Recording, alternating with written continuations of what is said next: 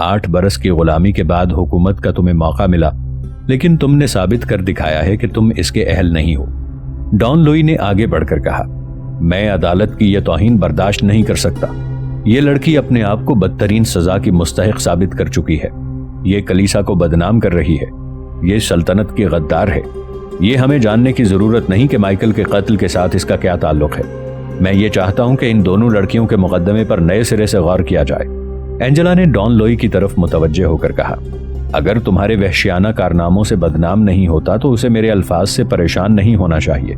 अगर तुम्हारी हुकूमत जालिमों की पुश्त पनाही करती है और मजलूमों को फरियाद करने का हक नहीं देती तो मैं एक बागी हूँ। मैं इस अदालत की तौहीन करने में हक बजानिब हूँ। जो एक पागल कुत्ते को मेरी बोटियां नोचने की इजाजत देती है, लेकिन मुझे उसकी खोपड़ी तोड़ने की इजाजत नहीं देती। गवर्नर के इशारे पर सिपाही एंजेला को धकेलते हुए बाहर ले गए। वो बदस्तूर चिल्ला रही थी, तुम जालिम हो, तुम वहशी हो, तुम बुज़दिल हो जो आईने में अपनी सूरत देखना पसंद नहीं करते। मेरिया बेहोश होकर गिर पड़ी। सिपाही उसे उठाकर बाहर ले गए। रबिया अभी तक अदालत में खड़ी थी। गवर्नर ने आगे बढ़कर जज के कान में कुछ कहा और वो सर हिलाने के बाद रबिया की तरफ मुतवज्जे हुआ। क्या तुम ये तस्लीम करती हो कि एंजेला ने जॉन माइकल को कत्ल किया है? रबिया ने जवाब दिया, मैं अपना बयान खत्म कर चुकी हूँ। मेरे मुतालिक अदालत अपना फैसला दे चुकी है, इसलिए मैं मजीद कुछ कहने की जरूरत नहीं समझती। एंजेला ने जो कुछ कहा है अदालत की हालत में कहा है। माइकल के कातिल के साथ इसका कोई ताल्लुक नहीं। जज ने सवाल किया, क्या यह दुरुस्त है कि एंजेला अपने मजहब से गुमराह हो चुकी है? नहीं, वो गुमराह नहीं हुई। वो एक सच्चा दीन इख्तियार कर चुकी है।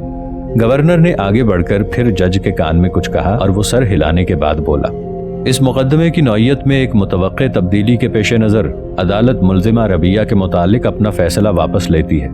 मुल्जिमा की सौतेली बहन का बयान सुनने के बाद अदालत की राय है कि ये दोनों बहनें जॉन माइकल की कत्ल की साजिश में शरीक हैं और इसके अलावा हुकूमत के खिलाफ बगावत और कलीसा के खिलाफ नफरत फैलाने की मुजरिम है। पुलिस को तहकीकात का मौका देने के लिए अदालत मुकदमे की कार्रवाई कल पर मुलतवी करती है। शाम तक मेरिया ने बेहोशी की हालत में चिल्लाना शुरू कर दिया। जब उसे होश आया तो वो अपने कमरे की बजाय एक छोटे से कमरे में लेटी हुई थी। उसकी खादिमा उसके करीब एक कुर्सी पर बैठी हुई थी। एक सानिये के लिए वो कमरे की बोसीदा छत की तरफ देखती रही, फिर अचानक उठकर बैठते हुए बोली, एंजेला कहाँ है?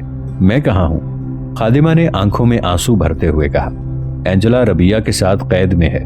मेरिया को अदालत के तमाम वाकयात याद आ गए और वो बिस्तर से उठकर खड़ी हो गई। मैं गवर्नर के पास जाती हूँ, वो मेरी बेटी के साथ ये सुलूक नहीं कर सकता। खादिमा ने उठकर उसका हाथ पकड़ते हुए कहा, आपकी तबीयत ठीक नहीं, आप बाहर निकलने के काबिल नहीं है।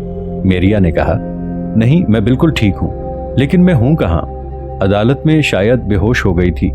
ये किसका मकान है? खादिमा के जवाब का इंतजार किए बगैर मेरिया दरवाजे से बाहर झांकने लगी और फिर खादिमा की तरफ मुतवज्जे होकर बोली, यहाँ कोई भी नहीं है। मुझे इस टूटे हुए मकान में कौन लेकर आया है? मैं कोई ख्वाब देख रही हूँ? मेरे घर का सामान इस मकान के सहन में कैसे आ गया? खादिमा जवाब देने की बजाय फूट फूट कर रो रही थी। बिशप लोकस सहन में दाखिल हुए और मेरिया उसे देखकर बाहर निकल आई। उसने सहमी हुई आवाज में कहा, मुकद्दस बाप, ये क्या मामला है? मैं कहाँ हूँ? मेरे घर का सामान यहाँ बिखरा पड़ा है।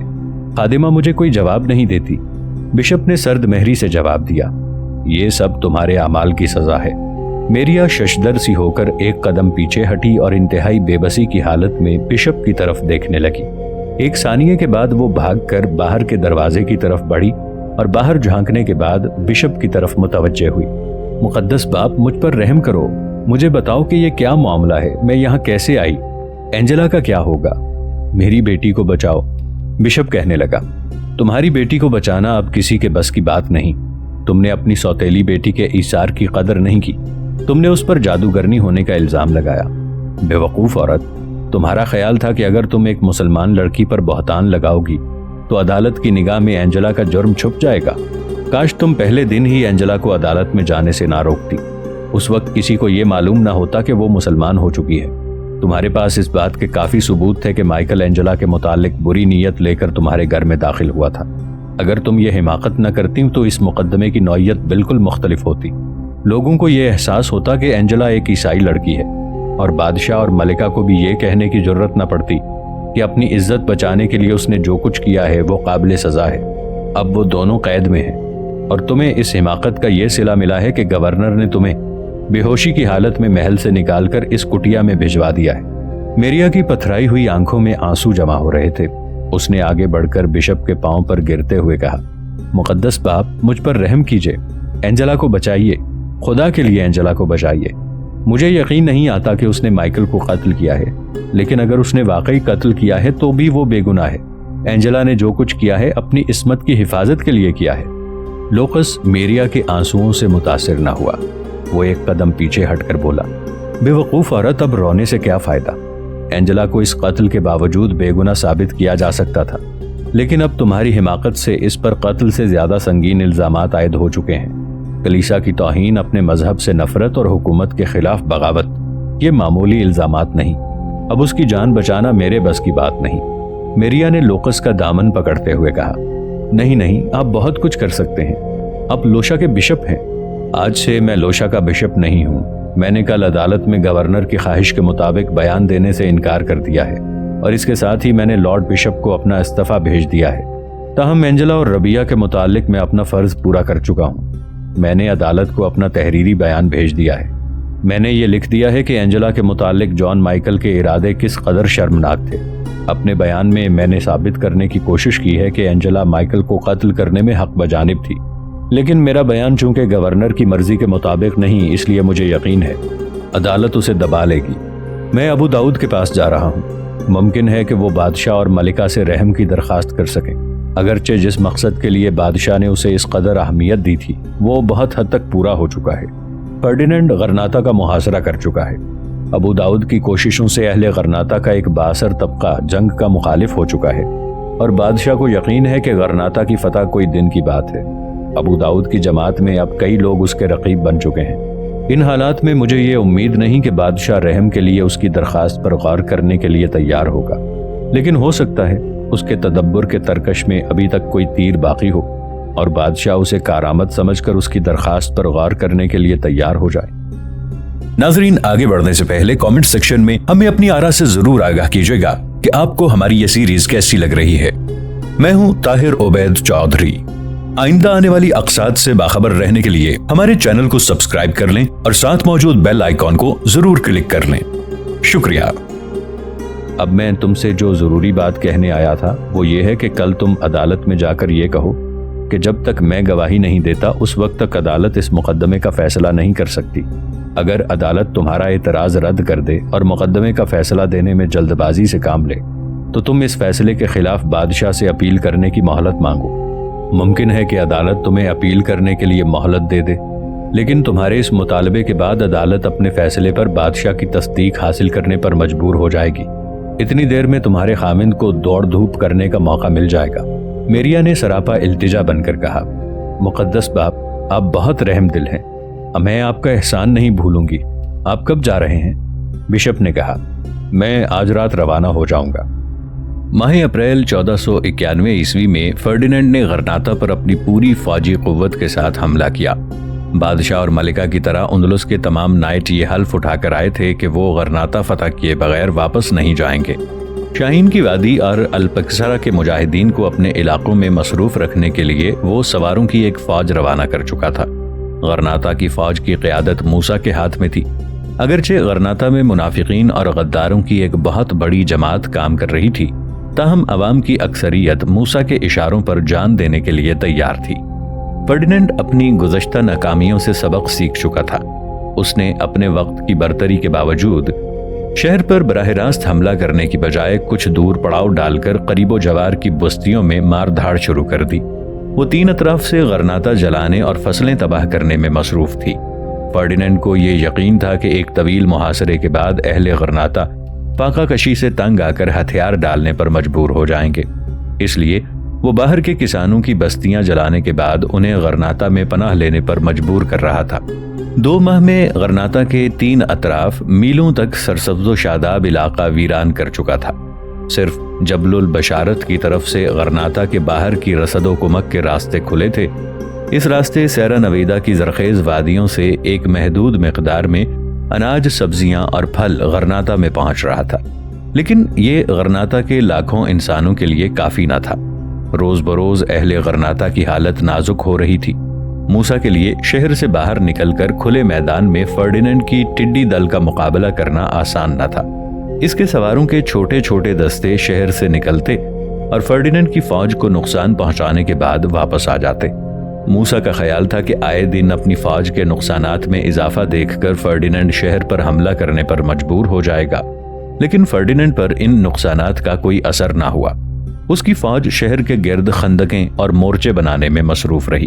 محاصرے کے زمانے سے متعلق غرناطہ کے شہ سواروں کی انفرادی شجاعت کی بے شمار داستانیں مشہور ہیں۔ ایک سوار گھوڑا بھگاتا ہوا شہر سے نکلتا اور دور سے بلند آواز میں فرڈیننڈ کے کسی مشہور نائٹ کا نام لے کر اسے کسی مقابلے کی دعوت دیتا۔ ایک نائٹ کے لیے مقابلے کی دعوت پر لبیک نہ کہنا باعث عار تھا، اسے مجبوراً میدان میں آنا پڑتا۔ ایسے معرکوں میں عام طور پر غرناطہ کے شہ سواروں کا پلہ بھاری رہتا۔ ایک نائٹ سے نبٹنے کے بعد غرناطہ کا شہ سوار کسی دوسرے کو مقابلے کے لیے پکارتا۔ ان انفرادی معرکوں میں فرڈیننڈ کے کئی نائٹ مارے جا چکے تھے۔ ایک دن غرناطہ کا ایک سوار میدان میں آیا۔ اس کی زرہ چمک رہی تھی اور آنکھوں کے سوا اس کا تمام چہرہ خود میں چھپا ہوا تھا۔ اس کا گھوڑا نہایت خوبصورت تھا۔ اس نے فرڈیننڈ کی فوج کی اگلی صف سے کچھ دور اپنا گھوڑا روکا اور بلند آواز میں کہا، کوئی ہے جسے موت کی تمنا ہے؟ جب دشمن کی طرف سے تھوڑی دیر کے لیے کسی نے جواب نہ دیا تو اس نے کہا، میرا گھوڑا دیکھو، دیکھو ایسے گھوڑے کی سواری تمہارے بادشاہ کے تاج میں بھی نہیں ہے۔ تم میں کون ہے جسے اس تلوار اور گھوڑے کی خواہش ہے؟ کاؤنٹ ٹینڈیلا نے اپنا گھوڑا آگے بڑھاتے ہوئے جواب دیا، میرے دل میں اس گھوڑے اور تلوار سے زیادہ اس گستاخ کی زبان کو نوچنے کی خواہش ہے۔ لیکن ایک ثانیے کے بعد فرڈیننڈ کے بہترین نائٹ کی لاش خاک و خون میں تڑپ رہی تھی۔ مارکوکس آف قادس میدان میں آیا، لیکن اس کا بھی وہی حشر ہوا۔ اس کے بعد غرناطہ کا شہ سوار فرڈیننڈ کی فوج کے 7 بہترین نائٹ یکے بعد دیگرے موت کے گھاٹ اتار چکا تھا۔ غرناطہ کی فصیل پر سے تماشائی خوشی کے نعرے بلند کر رہے تھے۔ شہ سوار نے تھوڑی دیر کے لیے مد مقابل کا انتظار کیا اور پھر بولا، تمہارا بادشاہ کہاں ہے؟ ان بہادروں کی ارواح دوسری دنیا میں کب تک اس کا انتظار کریں گی؟ اسے کہو ایک مرد کی تلوار اس کے خون کا رنگ دیکھنا چاہتی ہے۔ ایک نائٹ کو جوش آیا، لیکن فرڈیننڈ نے اس کے گھوڑے کی باگ پکڑ لی اور کہا، نہیں، تمہیں اس کے مقابلے پر جانے کی اجازت نہیں۔ غرناطہ کے شہ سوار نے شہر کے دروازے کے قریب پہنچ کر اپنا خود اتار دیا۔ پہرے داروں نے اس کی تعظیم میں سر جھکا دیے۔ یہ موسیٰ بن ابی غسان تھا، غرناطہ کے مسلمانوں کی آخری تلوار۔ ابو داؤد فرڈیننڈ کے سامنے کھڑا تھا۔ وہ انتہائی بے بسی کی حالت میں بادشاہ کے چہرے پر اپنی التجاؤں کا اثر دیکھ رہا تھا۔ بادشاہ کی مذہبی عدالت کے فیصلے کے خلاف اس کی اپیل کر چکا تھا۔ انصاف سے مایوس ہو کر ابو داؤد نے رحم کی درخواست کی تھی۔ بادشاہ کی خاموشی اس کے لیے صبر آزما تھی۔ وہ محسوس کر رہا تھا کہ اس کے مقدر کا ستارہ گردش میں آ چکا ہے۔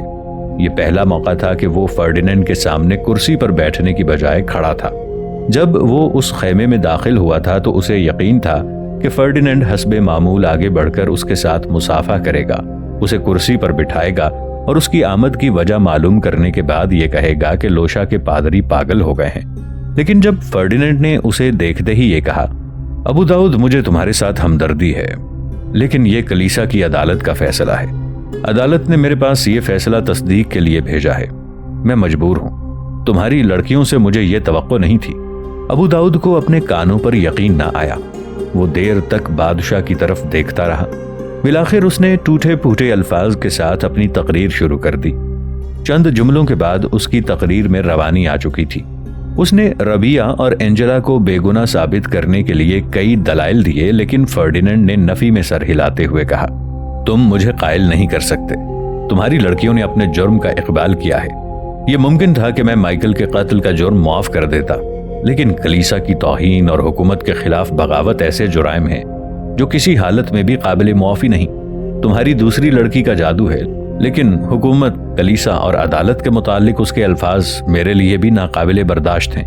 اگر لارڈ شپ کی صاحبزادی بھی یہ الفاظ کہتی تو اس کا انجام بھی تمہاری بیٹیوں سے مختلف نہ ہوتا۔ ابو داؤد کی آواز بیٹھ گئی، تاہم اس نے دوبارہ ہمت سے کام لیتے ہوئے رحم کی درخواست کی۔ اس نے اپنی خدمات کا واسطہ دیا۔ اس نے کہا، عالیجا، میں نے یہ بال آپ کی خدمت میں سفید کیے ہیں اور یہ لڑکیاں میرا آخری سہارا ہیں، مجھ پر رحم کیجیے۔ ان التجاؤں کے جواب میں فرڈینینڈ کچھ دیر خاموش رہا۔ بالآخر اس نے کہا، میرا رحم کلیسا کی عدالت کا فیصلہ رد نہیں کر سکتا۔ ابو داؤد، مجھے افسوس ہے، اب تم صبر سے کام لو، یہ تمہاری وفاداری کے امتحان کا وقت ہے۔